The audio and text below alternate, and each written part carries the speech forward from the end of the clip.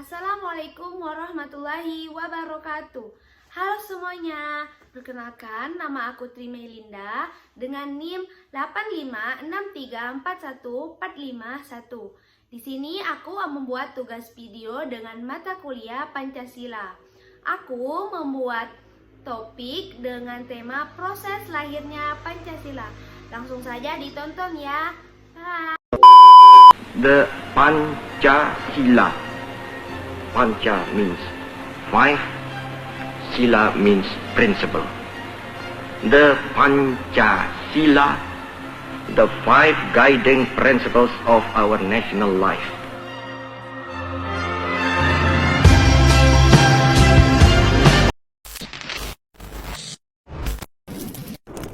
Proses lahirnya Pancasila. Proses perumusan dan penetapan Pancasila sebagai dasar negara melibatkan 3 badan penting dan melalui beberapa tahapan krusial, yaitu BPUPKI, Piagam Jakarta, dan PPKI. Yang pertama adalah BPUPKI. Proses dimulai dengan sidang pertama BPUPKI yang berlangsung dari 29 Mei hingga 1 Juni tahun 1945. Tujuan sidang ini adalah merumuskan dasar negara Indonesia merdeka. BPUPKI bertugas menyelidiki dan menyusun dasar negara bagi Indonesia merdeka. Dalam sidang pertamanya, ada 3 tokoh yang menyampaikan pendapatnya. Yang pertama, Muhammad Yamin. Ia mengemukakan usulan dasar negara secara lisan dan tertulis. Dalam pidatonya pada tanggal 29 Mei 1945, ia menyampaikan gagasan peri kebangsaan, peri kemanusiaan, peri ketuhanan, peri kerakyatan, dan kesejahteraan rakyat. Rumusan tertulisnya kemudian berisi 5 sila yang serupa dengan Pancasila.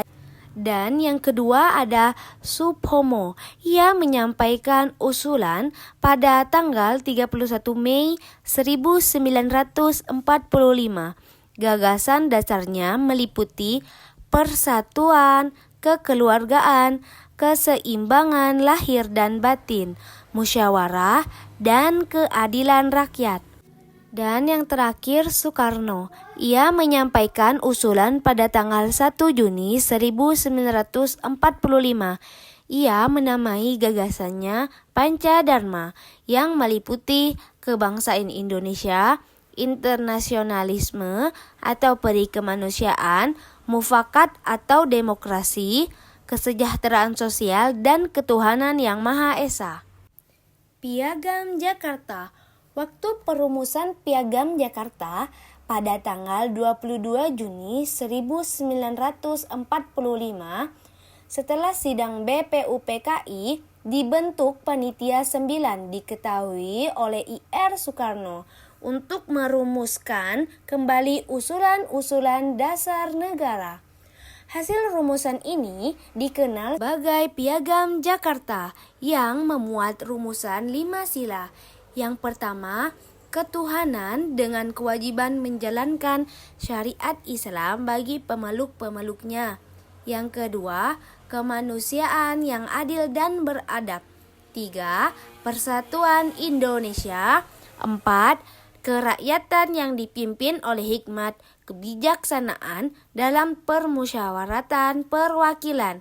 5. Keadilan sosial bagi seluruh rakyat Indonesia.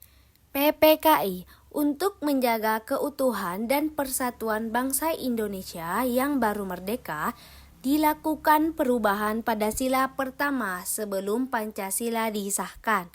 Pengesahan Pancasila pada tanggal 18 Agustus 1945, sehari setelah proklamasi kemerdekaan.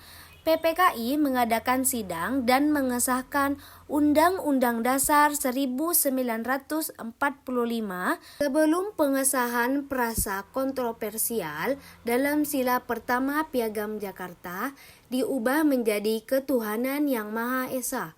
Perubahan ini menunjukkan sikap mengutamakan persatuan dan kesatuan bangsa di atas kepentingan golongan. Rumusan final: 1. Ketuhanan Yang Maha Esa. 2. Kemanusiaan yang adil dan beradab. 3. Persatuan Indonesia. 4. Kerakyatan yang dipimpin oleh hikmat kebijaksanaan dalam permusyawaratan perwakilan. 5. Keadilan sosial bagi seluruh rakyat Indonesia. Dengan demikian, rumusan Pancasila yang sah dan menjadi dasar negara Indonesia tercantum dalam pembukaan Undang-Undang Dasar 1945 yang disahkan oleh PPKI pada tanggal 18 Agustus 1945. Nilai-nilai luhur yang tercermin dari peristiwa perumusan Pancasila dari BPUPKI hingga pengesahan oleh PPKI mencerminkan nilai-nilai luhur yang menjadi inti dari kepribadian bangsa Indonesia. Yang pertama, toleransi dan kebijakan terlihat jelas dalam momen perubahan sila pertama dari Piagam Jakarta. Para pendiri bangsa, termasuk tokoh-tokoh Islam, menunjukkan sikap rela berkorban dan mengutamakan kepentingan umum di atas kepentingan golongan demi persatuan bangsa yang menjemuk. Yang kedua, musyawarah dan mufakat.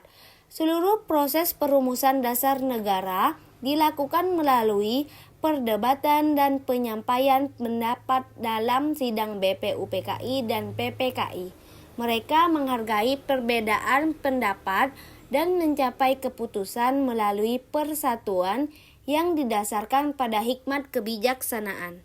Yang ketiga, semangat kekeluargaan dan gotong royong. Para tokoh bekerja keras dan bersama-sama merumuskan pondasi negara tanpa memandang suku atau agama, menunjukkan semangat untuk mencapai cita-cita bersama. Dan yang terakhir, integrasi dan patriotisme. Para pendiri bangsa memiliki komitmen kuat untuk mendirikan negara yang berdaulat dan adil dengan menanamkan nilai-nilai kebangsaan yang digali dari budaya Indonesia sendiri. Pesan dari video tersebut adalah perbedaan suku, agama, dan pandangan politik tidak boleh menjadi penghalang untuk kita mencapai tujuan. Dan setiap masalah harus diselesaikan dengan kepala dingin, yaitu dengan bermusyawarah.